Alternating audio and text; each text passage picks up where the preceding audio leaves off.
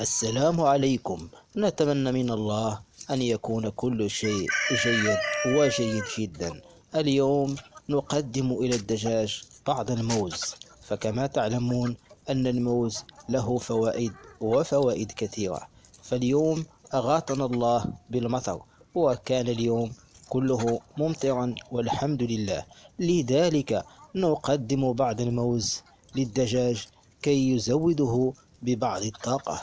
فالموز فيه فوائد وفوائد كثيرة.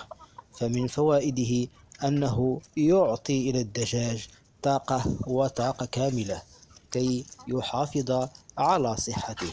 لذلك نقدم إلى الدجاج هذا الموز. ففي الموز فوائد كثيرة، فكلما أعطيت إلى الدجاجة ما تحتاجه من طاقة، كلما كان الإنتاج ممتازا وممتازا جدا. فالدجاج يعطيك إنتاج كلما أعطيته علف، وعلف ممتاز.